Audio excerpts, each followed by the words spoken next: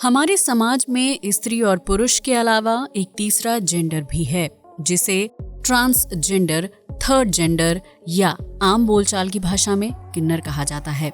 हालांकि हमारे सभ्य कहे जाने वाले समाज में किन्नरों को वो मान सम्मान नहीं दिया जाता जिसके वो हकदार होते हैं।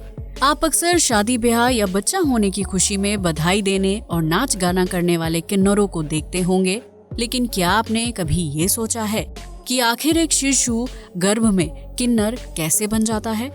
अगर नहीं तो आइए जानते हैं कि गर्भ में एक शिशु किन्नर के रूप में कैसे विकसित होता है।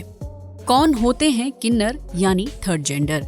वैसे तो दुनिया भर के सभी देशों में किन्नर या थर्ड जेंडर रहते हैं, लेकिन भारतीय समाज में किन्नरों को सौभाग्य और खुशियों का प्रतीक माना जाता है, जिनकी दुआ किसी भी घड़ी आपके बिगड़े काम बना सकती है।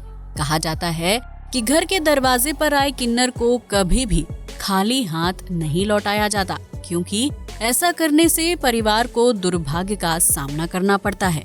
ऐसे में घर घर खुशियां और दुआएं बांटने वाले इन किन्नरों का जन्म कैसे होता है और वो गर्भ में ही इस परिवर्तन का सामना क्यों करते हैं, ये एक बड़ा सवाल है। शिशु क्यों बनता है किन्नर?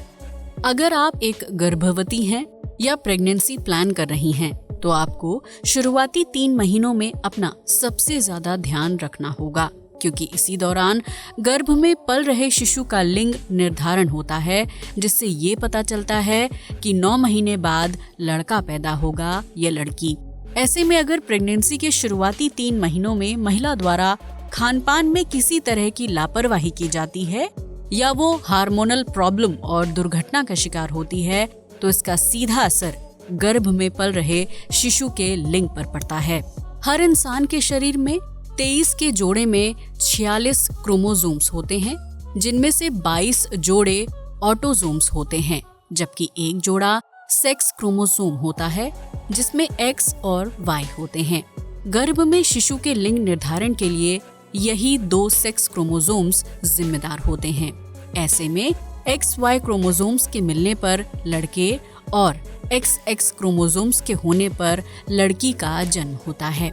लेकिन अगर गर्भकाल में शिशु के लिंग निर्धारण में XXX या YY जैसे क्रोमोसोम्स बनते हैं, तो इससे शिशु किन्नर में तब्दील हो जाता है।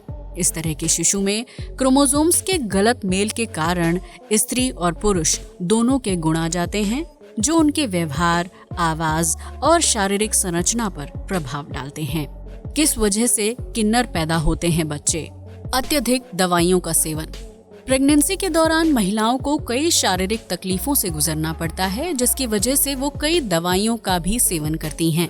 हालांकि प्रेगनेंसी के शुरुआती 3 महीनों में इस बात का ध्यान रखना चाहिए कि कोई भी दवा डॉक्टर की सलाह के बिना ना ली जाए। साथ ही गर्भवती को हेवी डोज की दवाइयों से परहेज करना चाहिए, क्योंकि इस तरह की दवाइयों से बच्चे के लिंग निर्धारण पर असर पड़ता है, जिसकी वजह से वो किन्नर बन जाता है।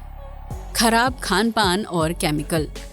प्रेगनेंसी के दौरान हर महिला को खानपान पर खास ध्यान रखना चाहिए। वहीं शुरुआती 3 महीनों में फल और सब्जियों का सेवन ज्यादा से ज्यादा करना चाहिए।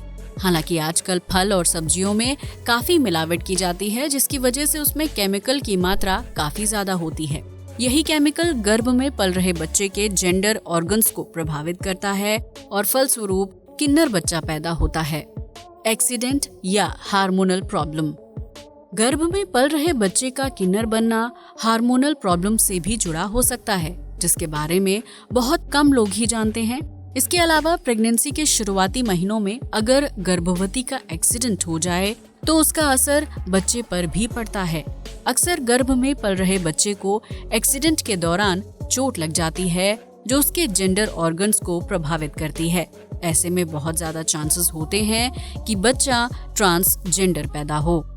अब तो आप समझ ही गए होंगे कि आखिर कैसे गर्भ में पल रहा शिशु किन्नर में तब्दील होता है, जिसे जन्म लेने के बाद समाज की छोटी सोच का सामना करना पड़ता है। अगर आप एक गर्भवती हैं, तो अपने खान पान और सेहत का खास ख्याल रखें, क्योंकि शुरुआत के 3 महीने आपके बच्चे का लिंग निर्धारण करते हैं।